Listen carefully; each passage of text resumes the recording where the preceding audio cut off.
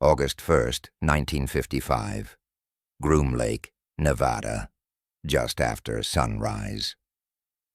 The alkali lake bed is pale and flat, a rough runway scratched into the dust. At one end of it sits a black, awkward-looking aircraft with improbably long, thin wings and a single jet intake in its nose. Test pilot. Tony Levier eases the throttle forward. The unfamiliar General Electric J-57 turbojet spools up with a rising whine, rattling the loose panels of a hastily erected hangar nearby. On paper, this is just a high-altitude research aircraft for the National Advisory Committee for Aeronautics. In reality, it is the CIA's most secret project, a spy plane designed to fly higher than anything on Earth. Levier's orders this morning are simple. Fast taxi tests only. No flying. But as the jet gathers speed down the rough lakebed, the long wings start to do exactly what Clarence Kelly Johnson designed them to do. They lift. Suddenly, the strange black airplane is a few feet in the air. The landing gear hangs loose, the nose skittish. Levier holds his nerve, lets it rise rather than slam back down, then eases the stick forward again. The aircraft settles, wobbles, and rolls to a stop. The first U-2 flight in history has just happened by accident. 15 months earlier, the U.S. Air Force had formally rejected this very design, Lockheed's CL-282, as too unusual, too fragile, and too different from everything they knew. According to one of the men at the briefing, when the CL-282 was presented to Strategic Air Command boss Curtis LeMay, he stood up halfway through, removed his cigar, and said that if he wanted high-altitude photographs, he would put cameras in his B-36s. He was not interested in a plane that had no wheels or guns. Then he walked out, calling the whole idea a waste of his time. To many senior officers, this thing looks like a jet-powered glider that will get its pilot killed. Within a few years, it will be quietly counting every Soviet bomber on every major base, mapping secret missile ranges in Kazakhstan, spotting nuclear sites in the Urals, and photographing ballistic missiles in Cuba that bring the world within a hair's breadth of nuclear war. It will force Soviet engineers to invent new missiles just to touch it. It will wreck a summit of world leaders, humiliate presidents and premiers, and help end both the bomber gap and the missile gap. The generals who laughed at it will learn to fear it. This is the story of the Lockheed U-2, the Dragon Lady, and how a spindly, slow, high-altitude spy plane that many professionals initially dismissed as a suicide glider became one of the most feared instruments of the early Cold War.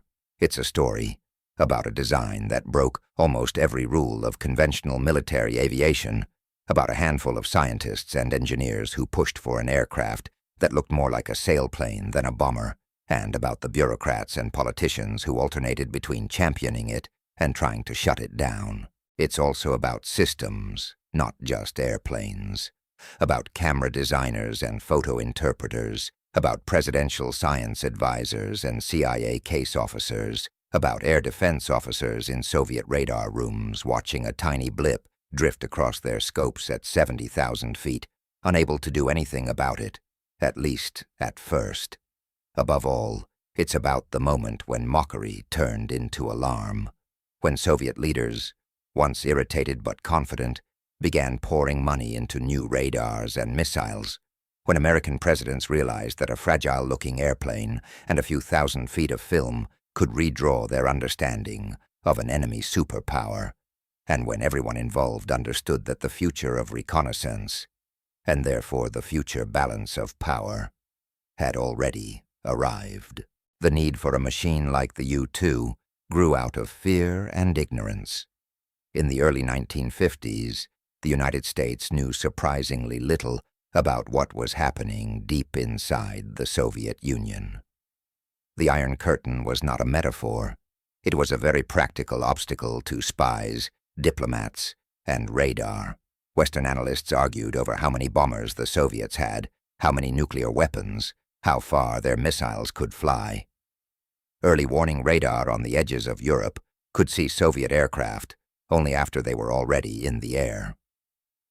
Signals intelligence could reveal test transmissions, but not the full shape of new weapons. Human agents in the USSR, where they existed at all, were at constant risk. President Dwight Eisenhower, a former Supreme Allied commander, accustomed to making decisions with good maps and plenty of aerial photographs, found this situation intolerable. In 1954, he set up the Technological Capabilities Panel, chaired by MIT President James Killian, to look for technological ways to peer behind the Iron Curtain. In the panel's Land Subcommittee, named for Edwin Land, the inventor and founder of Polaroid, a small group of scientists and engineers shouldered a specific question. Could the United States build an aircraft that could simply fly over the Soviet Union, too high to be intercepted? Lockheed's Skunk Works, under Clarence Kelly Johnson, already had an answer on the drawing board.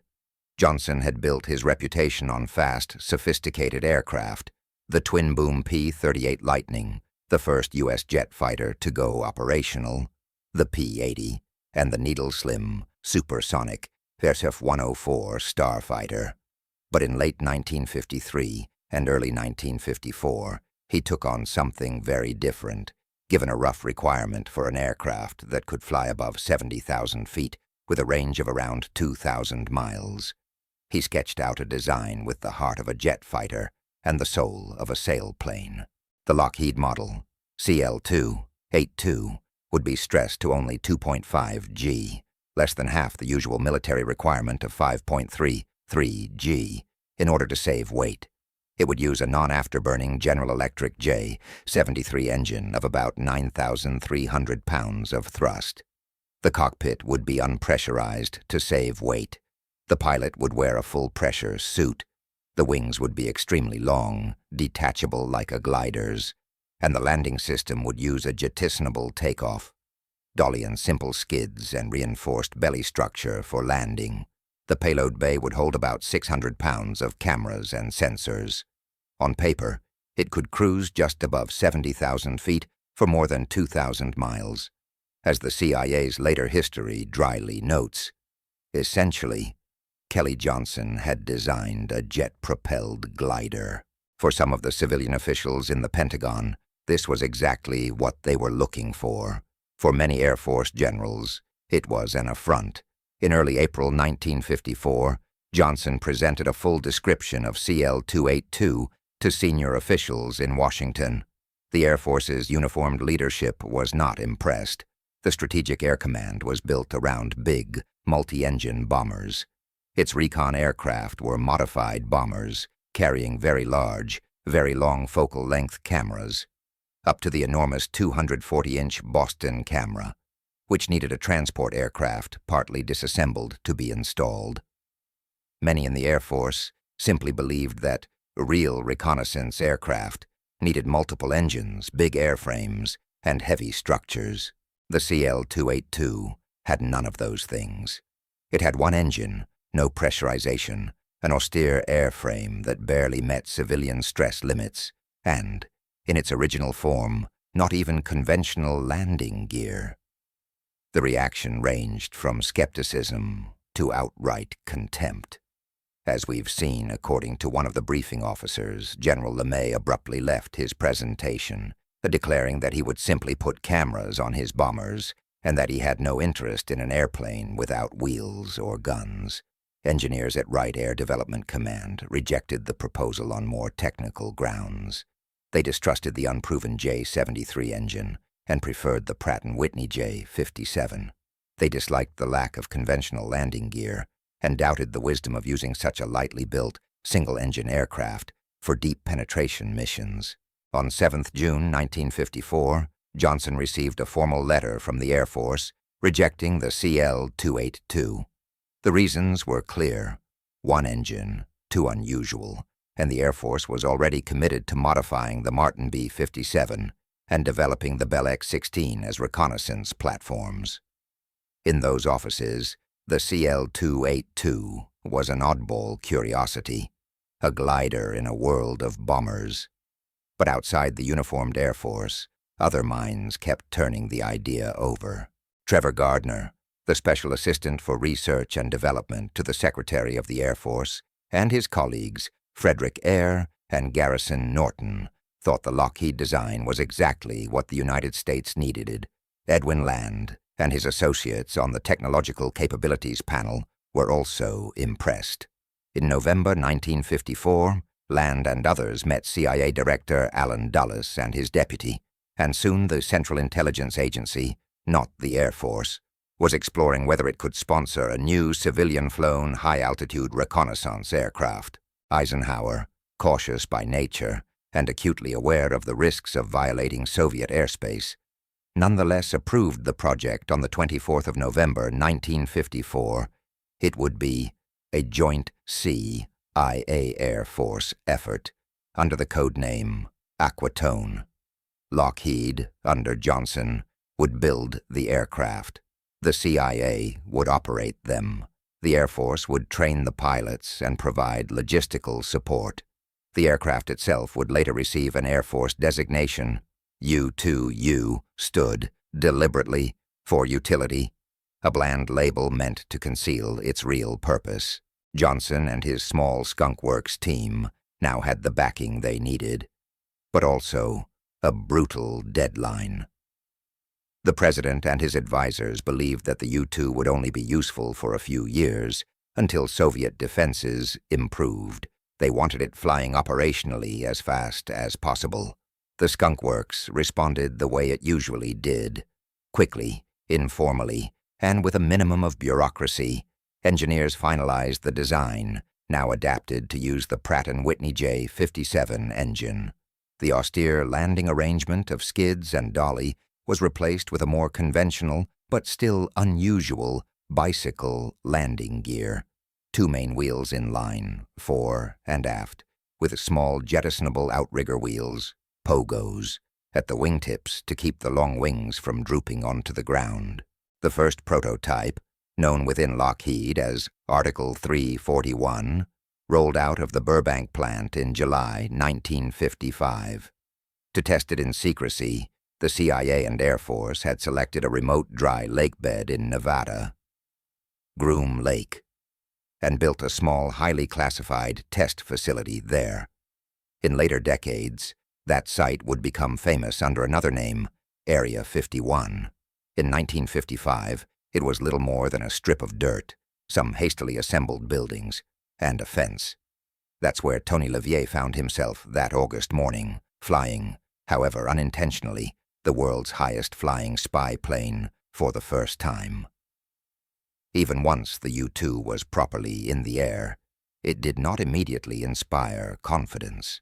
The design itself was radical. Those long wings, so efficient in thin air, also made the airplane flex and bounce in turbulence. The lightly stressed airframe meant pilots were instructed never to pull more than 2.5 GU.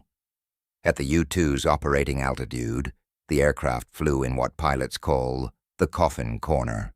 At around 70,000 feet, the difference between stall speed and the critical Mach number, the speed at which portions of the airflow over the wing reach the speed of sound and shock waves form, could be as little as 10 knots. Fly slightly too slow, and the aircraft would stall. Slightly too fast, and it might lose control in high-altitude buffet. There was almost no margin for error. Landing was another matter entirely. The long wings generated so much lift that the U-2 tended to float down the runway in ground effect, reluctant to settle. Its tandem landing gear made it unstable on the ground. Pilots needed another pilot in a high-performance car, a chase car, driving just behind and underneath the aircraft on landing, calling out the remaining height over the radio to help them judge the flare. Modern U-2 pilots still use chase cars today. The combination of unconventional aerodynamics, minimal margins, and the pressure suit environment made the U-2, in the words of one veteran, the highest workload airplane he had ever flown. You were always wrestling the aircraft and managing the sensors. There was no time to relax. The early accident record was sobering. In 1956, alone, 3 U-2s crashed in accidents, all fatal. On 15 May, a pilot stalled the aircraft during a post-takeoff maneuver intended to drop the outrigger wheels, lost control, and crashed. On 31st August, another pilot stalled immediately after takeoff with similar fatal results. On 17th September, a U-2 disintegrated during climb in Germany, again killing its pilot. Other incidents were less tragic but still alarming. A U-2 suffered an engine flameout over Tennessee and, unable to restart in the thin air, glided more than 300 miles to an emergency landing at Kirtland Air Force Base in New Mexico. The base commander, seeing the strange, sailplane-like jet and the space-suited pilot climbing out after a silent landing, was reportedly astonished. Every U.S. airbase had sealed orders on what to do if such a strange, unmarked aircraft appeared.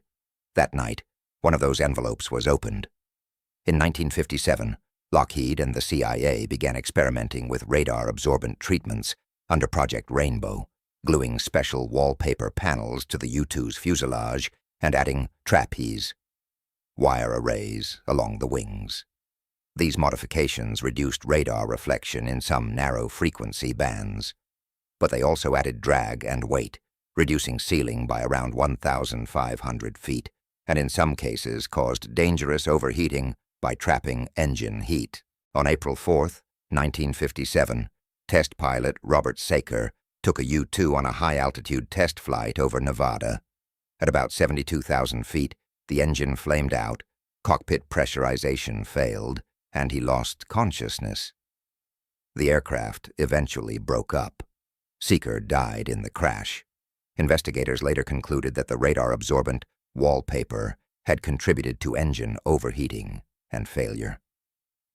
To the outsiders who already disliked the whole idea, these accidents looked like proof that Johnson's jet-propelled glider was too fragile and too strange for real service. But the people closest to the program, and soon the President of the United States, were beginning to see another side. By mid-1956, with flight testing still underway, Aquatone was ready for its real purpose, flying deep into denied airspace. The CIA established 2 forward operating locations known as detachments. Detachment A was based in Germany, Detachment B at Incirlik Air Base near Adana, Turkey. From these locations, U-2s could reach much of European Russia and the Middle East. Eisenhower was both eager and uneasy. He wanted better intelligence on the Soviet bomber force, the source of the feared bomber gap, and on Soviet nuclear tests. But he also worried that if a U-2 were shot down over the USSR, it could be seen as an act of war. He personally insisted on approving each overflight and initially ordered that if the flights were detected or tracked, they should be halted. The first operational U-2 sortie was not over the Soviet Union itself, but over Eastern Europe on 20th of June, 1956. Testing both aircraft and Soviet radar responses, reports from that mission made it clear that Soviet radars could detect the aircraft, at least intermittently. The dream that U-2s would be completely invisible was already slipping away. Nonetheless, on July 4, 1956, Eisenhower authorized the first deep penetration of Soviet territory. U-2s from Detachment A flew from Wiesbaden across Poland and into the western USSR, photographing naval bases, airfields, and industrial complexes. The flights penetrated as far as Leningrad and Moscow. Soviet radar tracked them in many sectors and fighters were scrambled, but no interceptor could reach 70,000 feet. Later, photo interpreters found tiny images of MiG-15 and MiG-17 in the U-2 photographs, climbing steeply beneath the intruder, flipping over, and falling away. The U-2 flew serenely on above them. Within days, the Soviet government delivered a diplomatic note to the U.S. ambassador complaining of overflights by a twin-engine medium bomber of the United States Air Force.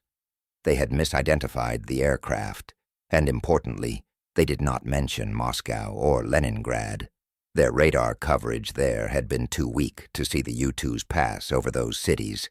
Eisenhower, reading the note, was disturbed. He temporarily halted further overflights, but the photographic results from those first missions were extraordinary. The U-2's cameras, designed by James G. Baker and Richard Perkin, used long focal length lenses and advanced emulsions on dimensionally stable polyester film. From 70,000 feet, they could resolve details down to roughly 2 to 3 feet, enough to count individual bombers, measure runway lengths, and detect construction cranes at new missile sites. One early set of missions targeted Soviet long-range bomber bases. For years, U.S. intelligence estimates had warned of a possible bomber gap in which the USSR might have hundreds of Myasishchov M4 Bison and Tupolev Tu-95 Bear bombers capable of reaching North America. U-2 photography told a very different story. At key bases, analysts counted only a few dozen bombers in total. The gap, if anything, ran the other way. DCI Allen Dulles was so struck by one clear image of M4 bombers at the Engels Air Base near Saratov that he supposedly insisted it be included in the president's daily brief and began referring to it as the $1 million photograph, emphasizing its value in correcting inflated fears. The U-2s also began to reveal the geography of the Soviet nuclear and missile program.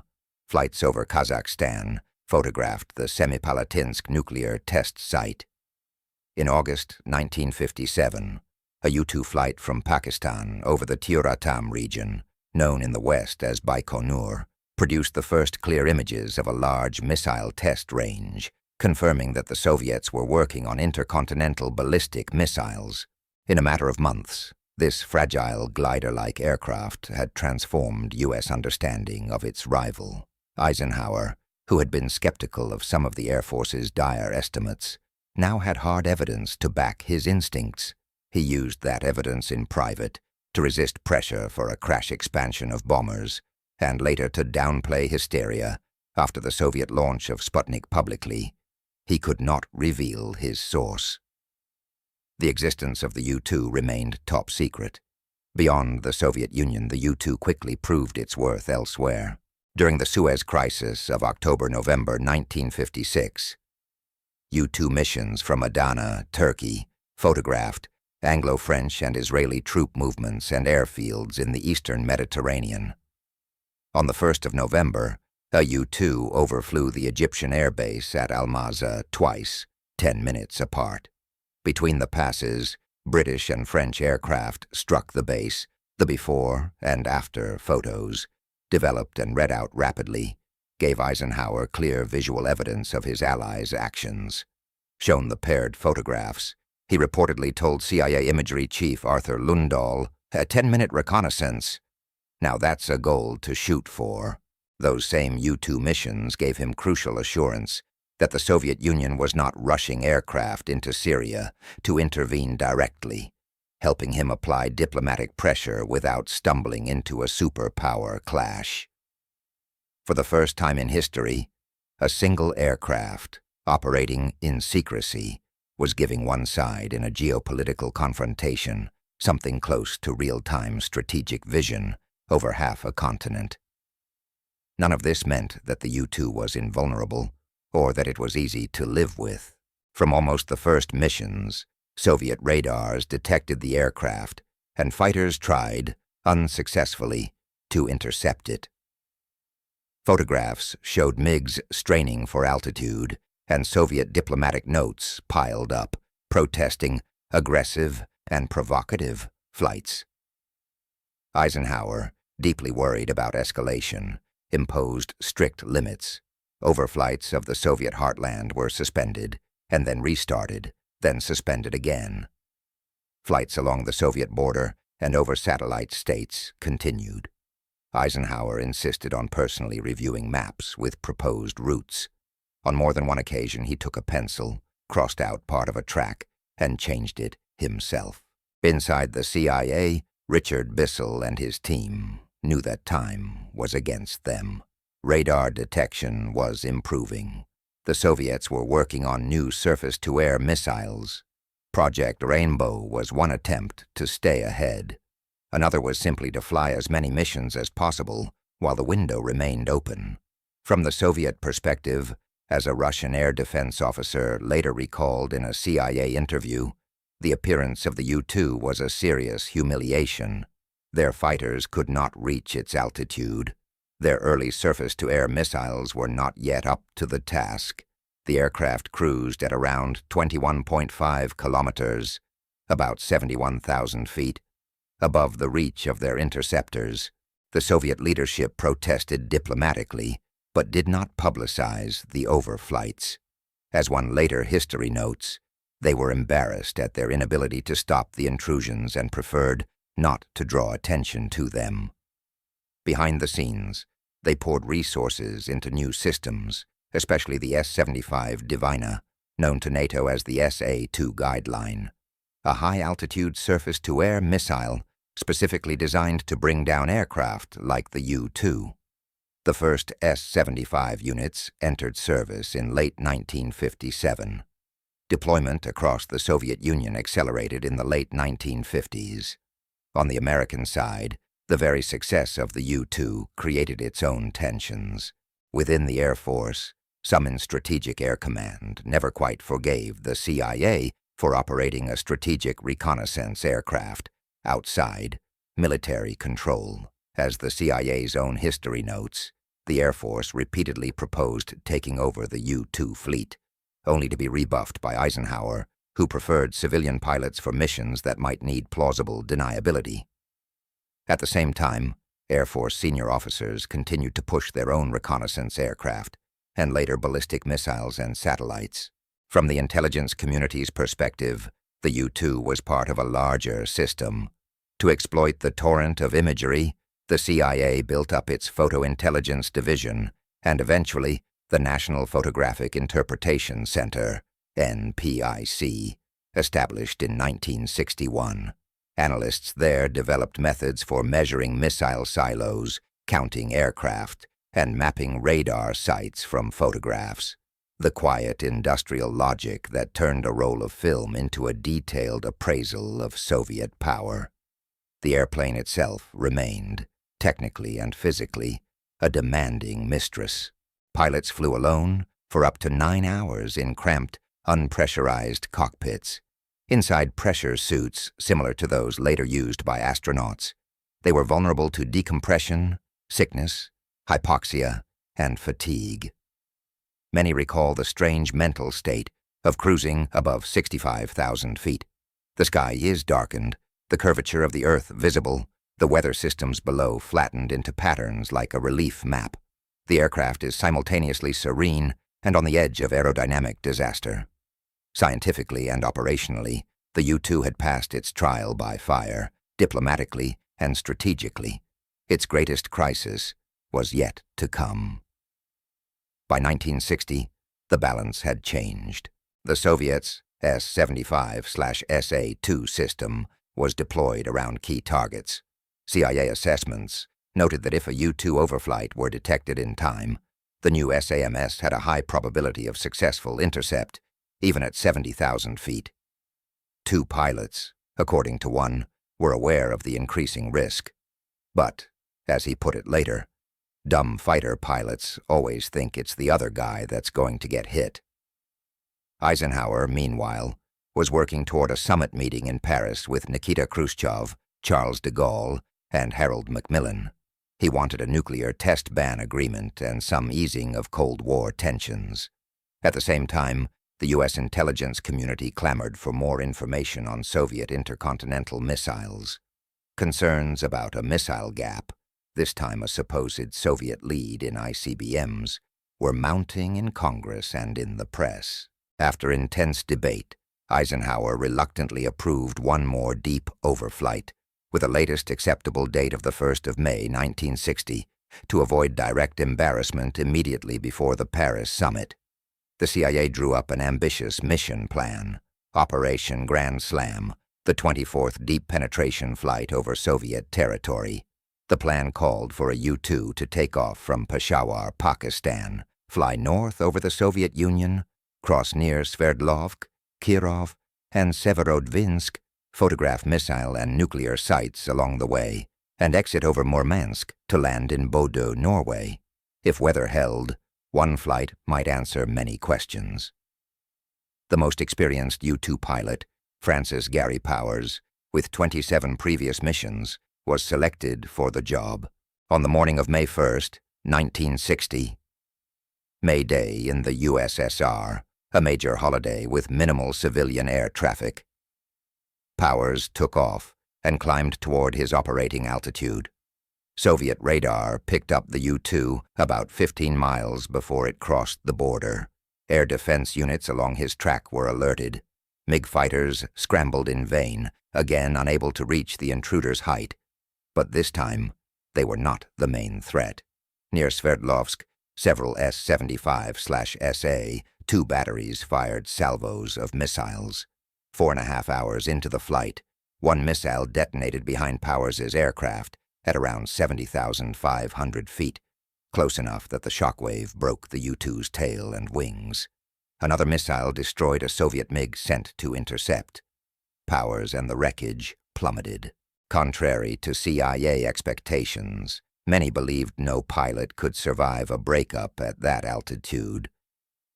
Powers managed to exit the stricken aircraft. Whether he used the ejection seat or fell free has been debated, but in any case his parachute deployed, and he descended into the Soviet countryside. Villagers and security forces captured him quickly. The wreckage of the U-2, though damaged, was sufficiently intact for Soviet technicians to reconstruct much of its equipment, including cameras and electronics. Back in Washington, officials initially believed Powers had died and that the aircraft had probably disintegrated. The cover story they had prepared months earlier went into effect. NASA announced that a high-altitude weather research aircraft had gone missing near Turkey, probably due to oxygen failure, and might have drifted off course. Khrushchev let the Americans repeat the story for several days. Then, on May 7th, he revealed that the pilot was alive, that he had confessed to espionage, and that the Soviets had the aircraft's equipment. The weather plane cover collapsed. On 11 May, Eisenhower took public responsibility for the flights, stating that they were necessary for national security, and ordered all overflights of the USSR stopped. When the leaders gathered in Paris a few days later, Khrushchev denounced the U-2 missions as aggressive, treacherous, and said he had been horrified to learn that the American president himself had approved those aggressive acts. He demanded an apology and a punishment of those responsible. Eisenhower refused to apologize, and the summit collapsed on its first day. Powers was tried in Moscow in August 1960, sentenced to prison, and in 1962 exchanged at Glienicke Bridge in Berlin for Soviet spy Rudolf Abel and American student Frederick Pryor. Subsequent CIA investigations concluded that Powers had behaved as instructed, revealing only what interrogators could already deduce from the wreckage while trying to appear cooperative. Decades later, he would be posthumously awarded the Silver Star. The U-2 shoot-down was a political disaster. It embarrassed the United States, strengthened Khrushchev's hand domestically, and chilled prospects for a near-term test ban agreement. It also forced a reckoning inside the U.S. reconnaissance community. On the one hand, U-2 photography had by then transformed American understanding of Soviet capabilities. By 1960, U-2s had photographed roughly 15% of Soviet territory and generated nearly 5,500 intelligence reports. They had largely dispelled the bomber gap, provided key data for evaluating the missile gap, and mapped nuclear test sites that would later be monitored by satellite. On the other hand, the shoot-down proved that the age of the invulnerable manned overflight was over, at least against a major power. Eisenhower, still in office for a few months, told Soviet Foreign Minister Andrei Gromyko that he did not see U-2 flights as feasible in future, and that they would not be a factor in U.S.-Soviet relations going forward. Conditions were now ripe for a new generation of reconnaissance systems, satellites like Corona, and faster, higher-flying aircraft like the A-12 and SR-71, programs that would draw heavily on the organizational and technical lessons of Aquatone. For a moment, it seemed that the U-2's career as a deep penetration spy plane was finished. It was not. 2 years later, in the autumn of 1962, a U-2 would again change the course of world history, this time much closer to the United States. In April 1962, Soviet Premier Nikita Khrushchev quietly approved Operation Anadir, the deployment of Soviet medium-range and intermediate-range ballistic missiles, nuclear warheads, and supporting forces to Cuba. By late summer, Soviet ships were crossing the Atlantic with missiles and equipment hidden under crates and canvas. On the ground, construction teams began building launch sites in western Cuba. By September, U.S. intelligence analysts suspected that something unusual was happening, but evidence was fragmentary. Low-altitude reconnaissance by Navy and Air Force aircraft risked provoking an incident. President John F. Kennedy, mindful of the U-2 debacle over the USSR, had actually curtailed some U-2 flights over Cuba earlier in the year, in part after protests from Fidel Castro. But as concern grew, he authorized renewed high-altitude U-2 coverage.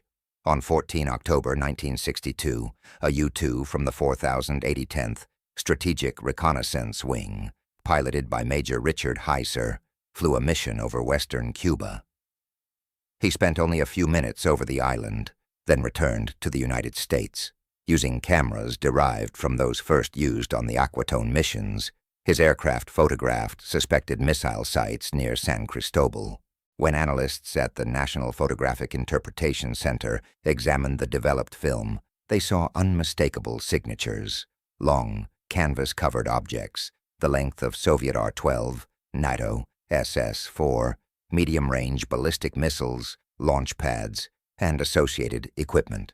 One famous photograph, taken from about 70,000 feet, showed missile transporters and erectors deployed in neat rows at a Cuban site. As one official history notes, this image proved conclusively that the Soviet Union was installing medium-range ballistic missiles in Cuba, triggering what became known as the Cuban Missile Crisis. For nearly 2 weeks, as Kennedy and his advisors weighed options: airstrikes, invasion, blockade, U-2s and low-altitude reconnaissance aircraft kept watch over Cuba. The high-altitude flights provided broad coverage of the island and allowed U.S. leaders to track the progress and, in some cases, the suspension of missile site construction. On 27 October, so-called Black Saturday, the crisis nearly spiraled out of control. Over Cuba, a U-2 flown by Major Rudolf Anderson was shot down by a Soviet-supplied SA-2 missile. He died in the crash, becoming the only direct combat fatality of the crisis. Kennedy chose not to treat the shootdown as a pretext for immediate retaliation, but the incident underlined just how dangerous the situation had become. That same day, thousands of miles away, another U-2 took off from Eielson Air Force Base in Alaska to sample air for nuclear test debris over the Arctic. Navigational errors carried the aircraft, flown by Major Charles Maltzby, across the Chukotsky Peninsula into Soviet airspace. Soviet fighters scrambled. USF-102 interceptors, armed with nuclear missiles, were launched to cover him. Eventually, Maltzby, low on fuel, made it back to Alaska. The potential for miscalculation was terrifyingly clear. In the end, U-2 photographs played a central role in the crisis resolution. They provided the hard evidence Kennedy needed to confront Khrushchev via diplomatic channels and to persuade skeptical allies. Later U-2 missions confirmed the dismantling and removal of the missiles. Without high-altitude imagery, the United States would have been navigating blind in the most dangerous confrontation of the nuclear age. The U-2, once again, had gone from a fragile curiosity to the decisive eye in the sky. By the early 1960s, the U-2 had proven its strategic worth in Europe, the Middle East, and the Caribbean. Now its missions diversified further. Under various code names, including Idealist and Tackle, CIA-operated U-2s flew from Taiwan as part of the Republic of China Air Force's Black Cat Squadron, conducting deep reconnaissance over mainland China from 1962 onward. Chinese surface-to-air missiles, also SA-2s, proved deadly. The People's Republic of China shot down at least 5 U-2s between 1962 and 1969, capturing some pilots and retrieving wreckage. Other U-2s monitored nuclear tests by France and others, including operations from aircraft carriers, a little-known chapter in which modified U-2's Gs took off from and landed on U.S. carriers such as USS Ranger to extend their reach over the Pacific. In May 1964, a U-2 operating from Ranger photographed a French nuclear test in Polynesia. During the Vietnam War, the U-2s operated at the margins of Southeast Asia, conducting both photographic and electronic reconnaissance.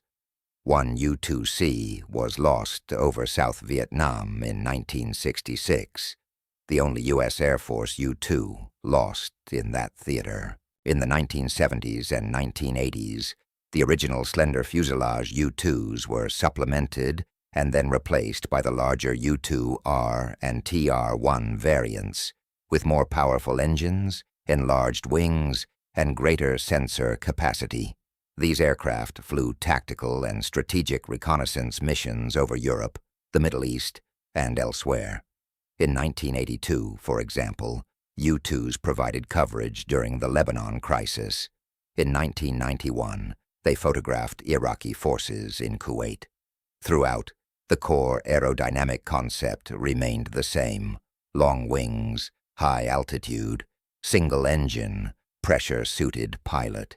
What changed again and again were the sensors and the system around the aircraft. The U-2 of the late Cold War and early 21st century carried side-looking synthetic aperture radars, ASARs, advanced electro-optical and infrared cameras like the Sires II series, signals intelligence packages, and communications relays. Its imagery and data went not into film canisters but into real-time data links, feeding into sprawling intelligence networks. In Afghanistan in the 2000s, U-2s flew at high altitude over remote valleys, using their sensors to spot improvised explosive devices, track insurgent movements, and provide pattern-of-life analysis. In Iraq and Syria, they contributed to the fight against the so-called Islamic State. In 2020, a U-2 became the first U.S. military aircraft to fly an operational mission with an artificial intelligence system, ARTUM, controlling some onboard sensors, a demonstration of how even a 1950s airframe could integrate 21st century software. In 2023, a U-2 famously photographed a Chinese high-altitude balloon as it crossed North America. Images taken from above the balloon, later released by the U.S. government, showed its large solar panels and sensor arrays in detail. As of the mid-2020s, about 3 dozen U-2S and Tu-2S aircraft remain in service.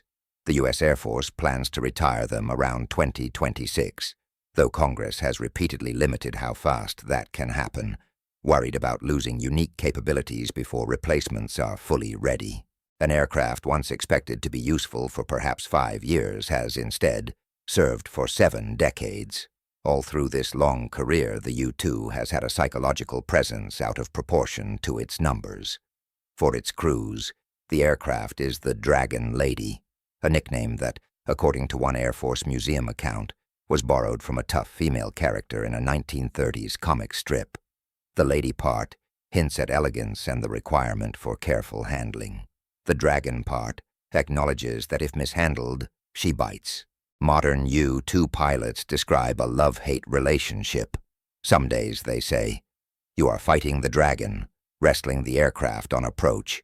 Other days, you're dancing with her at altitude, gazing down at the world's curvature while instruments hum quietly.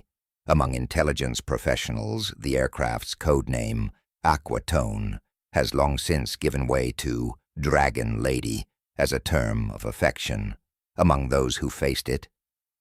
Soviet air defenders in the 1950s, Cuban SAM crews in 1962, Chinese missile operators in the 1960s, the reaction was less affectionate.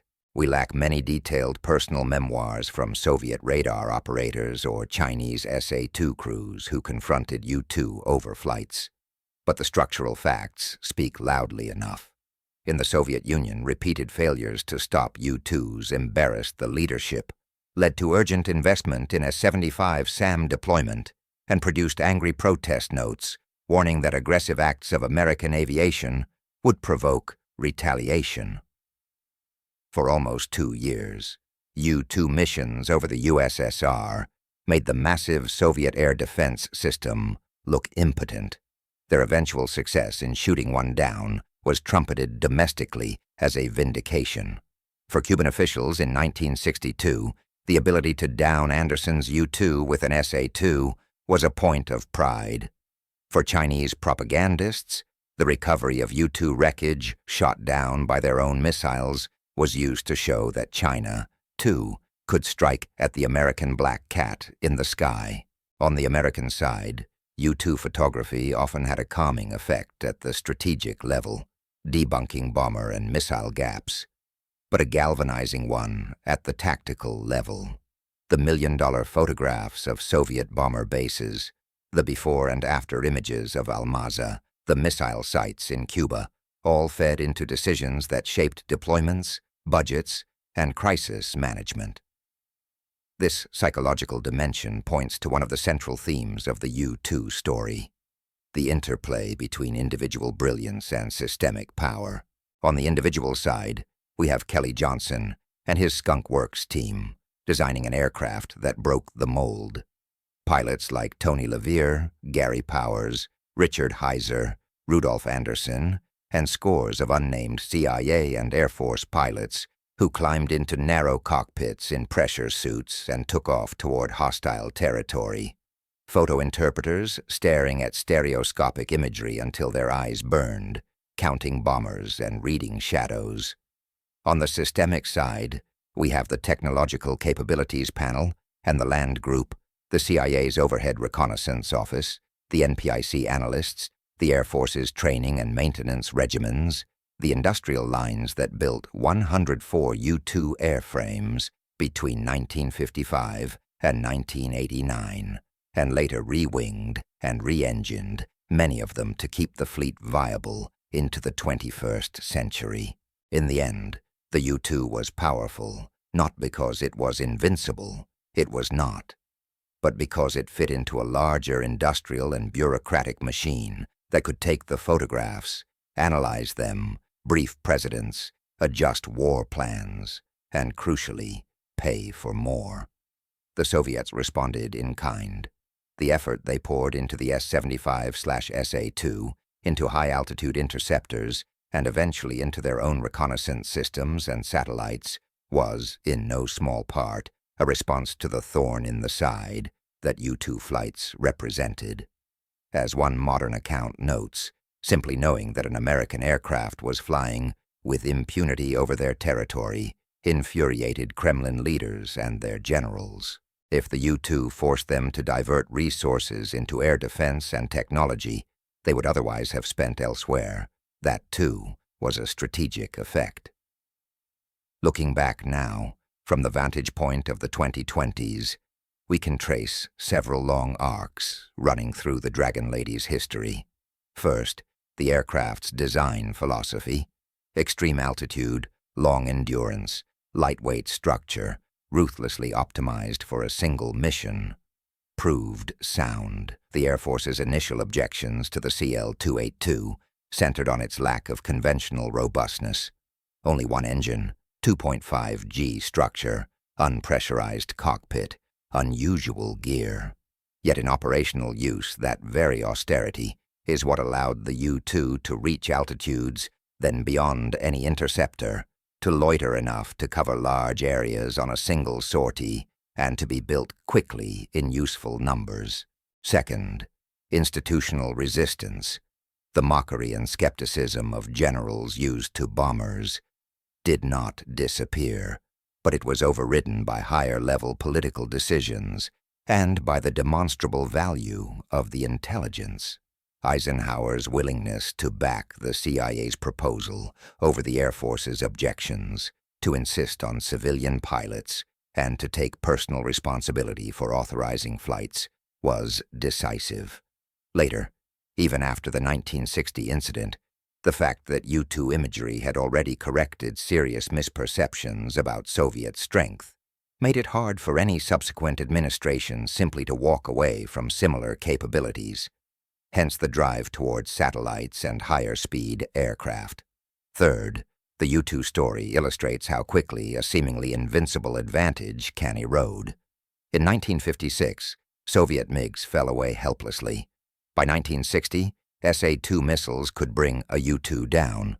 In 1962, SA-2s shot down Anderson over Cuba.